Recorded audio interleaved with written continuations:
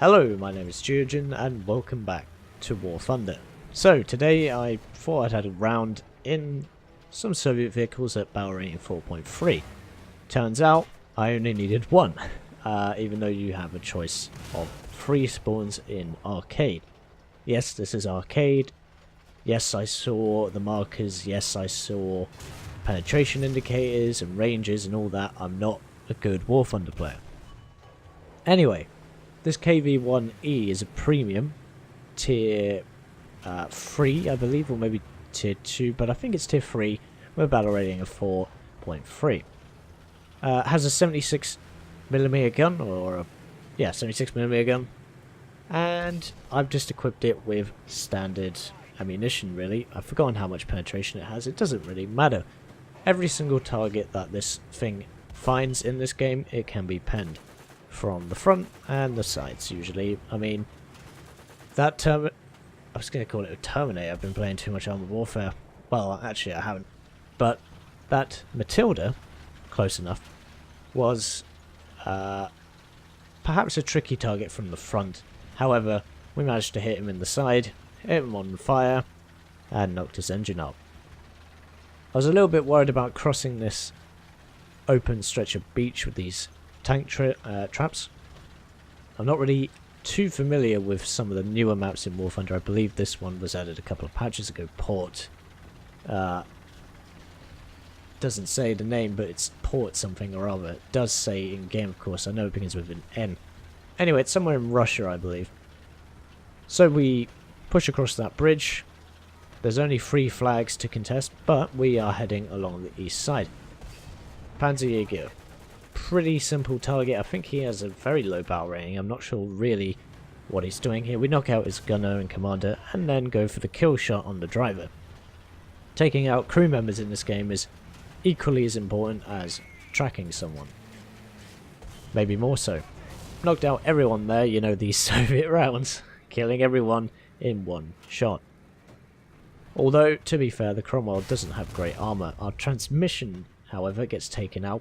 Thankfully, in the KV-1, the transmission is mounted right at the back, whereas the engine bay, which, you know, could be set on fire from, is mounted slightly further forward, meaning that T-34 can't hit my engine. He can hit my fuel tanks, however, we managed to get the repair off and pull forward. Now, the KV-1 in arcade, like every other vehicle, has better characteristics to its traverse, to its top speed, to its, I believe, reload time. I'm not actually sure. But regardless of that, this tank, or regardless of the arcade matchmaker, I believe this tank is very good. Unless you get hit in the front of the turret. That's the problem with this tank, alongside the early KV-1 as well. It has very poor front armor, not in terms of its thickness on the turret, I mean, but in terms of the flat angle of the front of it. This tank tries to mitigate that by adding 30mm plates on the sides of the turret and on the front of the hull as well, which gives you, or is it 25mm? One of the two. It gives you around 100 to 105mm of protection at thickness, but with a bit of angling. That Archer was a key target that we needed to take him out, and again, just take out all 4 crew. I believe these are something called APHEBC rounds, which I believe means armor-piercing, high-explosive ballistic cap. Basically the doom shell of any tank, which isn't the Soviet one. Russian bias, Russian bias. Maybe I'm wrong, maybe not. But so far we've only taken a minor damage to the left fuel tank and a bit of damage on the tracks, and we have been tracked and the transmission has been knocked out, but we have that repaired. We take out that transmission on the M3 Lee. He is trying to hide his hull armor and only uses 75mm. We try and penetrate through the 75mm but only damage the gun. Really worried about many targets here. We're kind of pushing into the enemy spawn. This is a bit too risky. But for some reason it's working so far. Another shot there, that one goes into the driver. takes the driver out and the coaxial machine gunner slash gunner. Pump a shot through the front of that Panzer III J1. Lots of these early Panzers, Panzer III Js and Panzer IV F1s and 2s. F2s can kill you because their gun is really good, but the F1 will struggle. Even these T-34s, the 941 models, anyway, are struggling. Set that guy on fire. He's not really a key priority anymore. We've knocked out most of his crew. Trying to get a penetration there to knock out the engine or the ammo rack or something. That M5 is not a problem. That T-34 is more of a problem, but we have a better shot on the M5. Stuart getting hit in all directions here in the front with machine gun fire. Take out one of the enemy vehicles, the M5 Stuart. T-34 is trying to push around us using his good mobility. And we get tracked, or rather our transmission is knocked out and one of our fuel tanks managed to bump around straight through the side though, detonating his ammo rack slash fuel tanks. And we are just taking hit after hit after hit. And we have, I don't know how many kills now, they're at the bottom there's 7. 7 kills to our name and no crew members lost yet.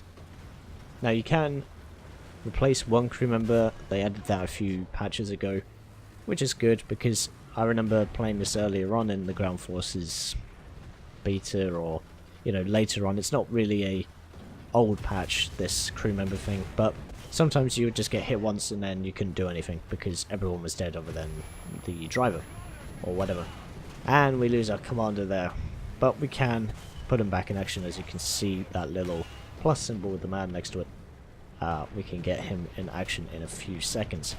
Trying to side scrape here against 5 enemy vehicles. That Panzer IV command vehicle is a problem. However, we have another problem on our immediate flank here, the M4A1. Pump a shot right through the side, detonate his ammo rack, and his turret goes flying. Trying to find those either disabling shots with the engine, or setting them on fire, or the main one is detonating ammo racks. Much more easy at this tier compared to higher tiers, I believe, with the armor. But then again, the penetration capabilities of vehicles does increase dramatically. You know, those heat rounds, you got those APDS rounds and the APCR rounds and all that kind of jazz. However, this KV-1 is just taking hit after hit in the tracks. We managed to get the track up, looking for a target to kill, and there we go, we take out another Panzer III J1. We got 2 Stugs here, one Stug 3F and one Stug 3A. The Stug 3A has a short-barreled, stubby 75mm, whereas this guy has a longer-barreled weapon.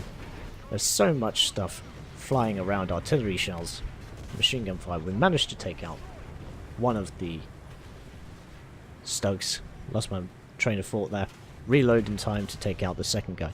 Aiming for the right-hand side of the vehicle as it faces you will give you the best chance of taking out the crew members, as that and another example, the Su-85, Su-100 series have crew members sat one behind the other, at least 3 in both of those vehicles.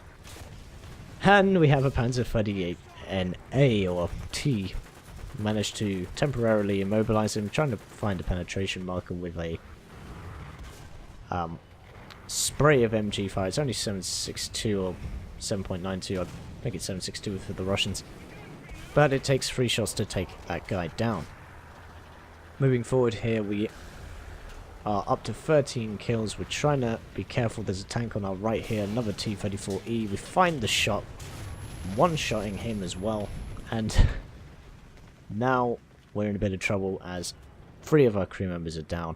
We only have 2 of them left, and I read that a World of Tanks, but it is Word of Tanks, manages to take us out. Wow, that was pretty hectic, and we see here he goes straight through the lower part of the front of the turret, just below the gun and mantle. So we get taken down here.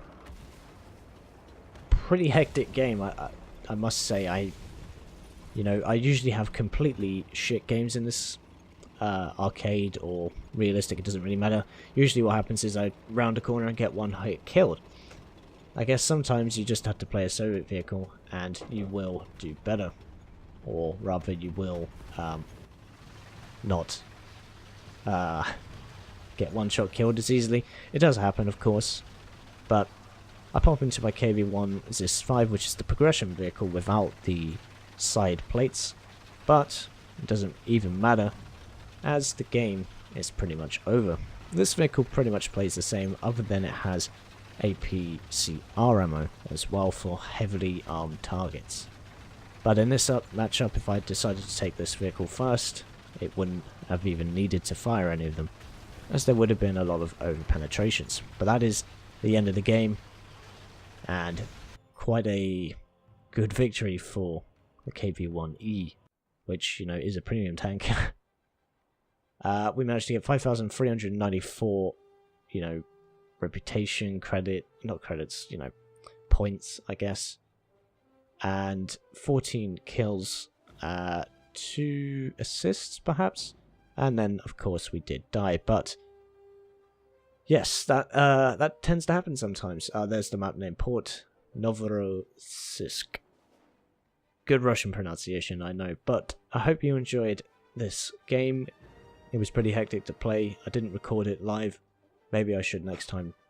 Maybe not. We'll see what you think in the comments down below.